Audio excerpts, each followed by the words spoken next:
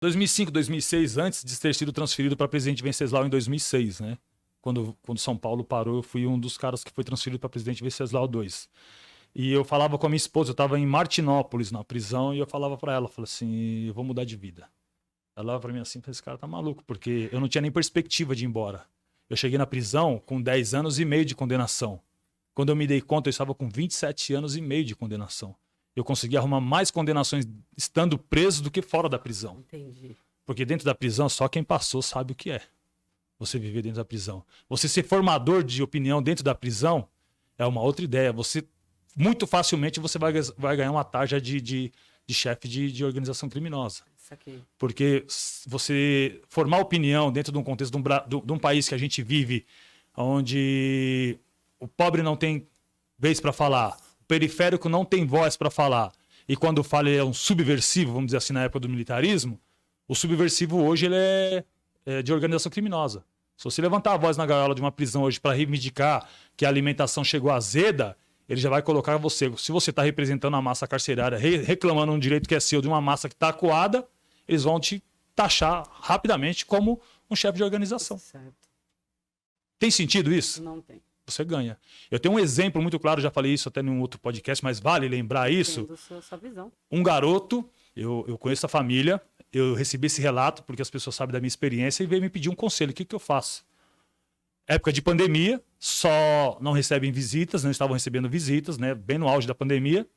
Ele recebe um SEDEX a cada 30 dias da família. E aí ele havia mandado, não é nem correspondência, que não podia sair.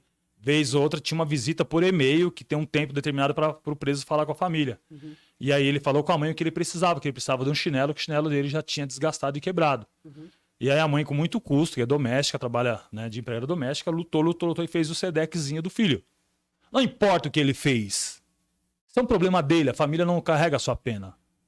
Eu tive, só para dar um gancho bem rápido, Claro, por favor. certa vez teve uma confusão na prisão, a gente estava em São Vicente, e a esposa de um sentenciado organizava a fila, só para você ter ideia, organizava a fila. E o marido dela, ninguém sabia até então, o marido dela era envolvido com crimes sexuais. Mas ela era o esposo dela sendo processado por crimes sexuais, mas ela é a esposa que está lá fora. Ela não roubou ninguém, ela não cometeu crime contra ninguém, contra a honra de ninguém, nem sexuais, nenhum tipo de crime. Ela está lá e se colocou à disposição para organizar a fila para a coisa fluir de maneira justa e mais rápida. E aí, numa confusão na prisão, quando souberam que ela era esposa de um sentenciado que estava sendo processado por crimes sexuais, ela virou bruxa, quase tacaram pedra, fizeram absurdos com a mulher, né, as outros familiares ali, mas não se davam conta que também esses familiares não podem pagar conta dos seus respectivos familiares que está preso. E a gente teve esse contato lá fora e falou, mas espera aí. Não, mas era isso, não importa. Então a gente fizemos uma reunião rápida para decidir essa situação, de decidir a outra situação da organização da fila, mas espera aí. Como estão querendo fazer isso com a mulher, não importa o que o marido dela fez. Se ele é taxado aqui como uma coisa imprestável aqui, a família dele não pode levar a mesma culpa. Eu falei assim, não vai levar o peso para sua esposa também? A sua esposa vai ser culpada do que você fez? Ela já você acha justo? Coisa? E aí o pessoal parou e falou assim, pô, realmente faz sentido. Eu falei, então ela é uma pessoa totalmente diferente do que carrega o marido. A minha esposa lá fora não pode carregar minha culpa. Então vocês vão julgar minha esposa lá por conta... Exato. Aí falou, o que a gente não quer para os outros, a gente não pode querer para a gente. E aí começa o processo de conscientização da massa. Humanizar. Né? Humanizar a coisa. Então, voltando para dentro do contexto que eu estava falando, é justamente isso. O garoto recebeu o SEDEX da mãe. Uhum. E quando o guarda começa a entregar o SEDEX para ele, relatou para a mãe dele, o chinelo, uma Havaianas, ela veio fora da cor padrão. Então, se o Estado estabelece uma cor padrão, o Estado deveria suprir essa necessidade, até porque ele colocou um regulamento de cor padrão. Certo. Não é a minha família que tem que comprar um uniforme, calça bege, camisa branca, tão pouco chinelo. Quem tem que custear isso é o Estado. E não é a população que está custeando isso. É o imposto dividido para cada área. Então esse recurso está lá. Se a população aqui disser assim, não tem que usar esse recurso para o preso, vai para onde esse recurso então?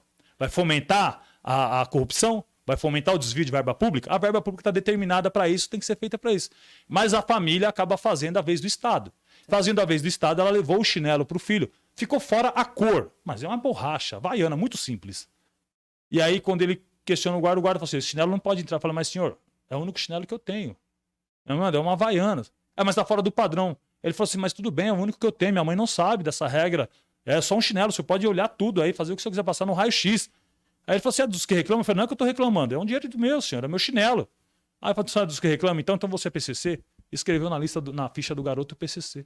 Ele ganhou um carimbo de PCC.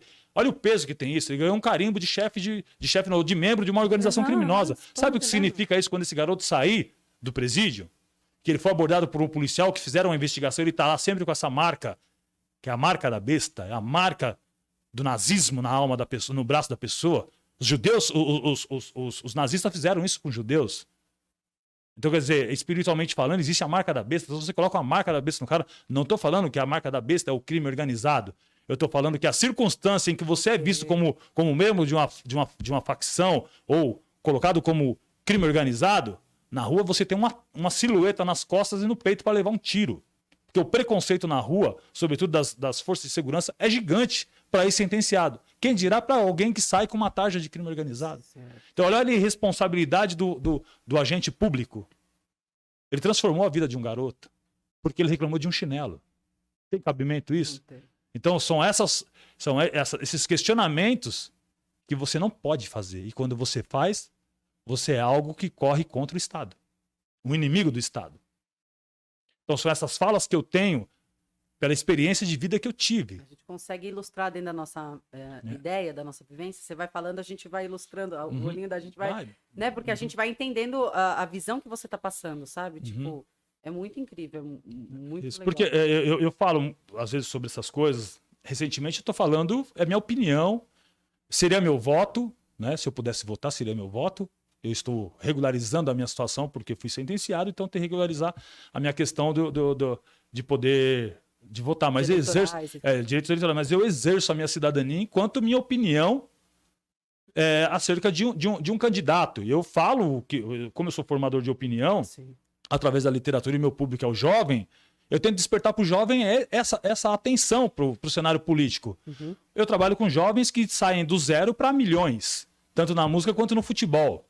E vai pesar mais sobre ele o regramento da sociedade, impostos, enfim, as leis começam a incidir sobre a sua fortuna. Sim. E eles ficam totalmente inertes, deslocados desse mundo. Então eu tento trazer eles para essa realidade. Você tem que entender que o cara que vai entrar na eleição amanhã, candidato que vai se eleger, ele vai mexer na sua estrutura. Profissional, tem cara que não gosta da cultura. Acabaram com a Secretaria de Cultura. Tem cara que já investe na cultura. É bom, então você começa a analisar. Bom, para dentro do meu segmento, quem é melhor? Quem trabalhou mais? Quem tem melhor proposta? O que vai significar para mim, para os meus filhos, para minha geração e para os meus amigos profissionalmente falando? Sim. E os garotos têm que sair dessa alienação política. Nós temos que estar inserido. Tudo para nós é política.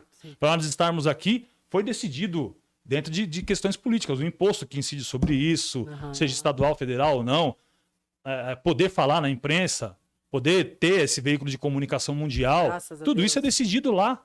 Então a gente tem que estar atento. Então eu tento trazer para os garotos, dentro da experiência de vida que eu tive, prisional, periférica, quebrada, mano, ex-mano, vida louca, pivete de quebrada e tudo isso, se transformou em um intelectual que tenta falar de alguma maneira.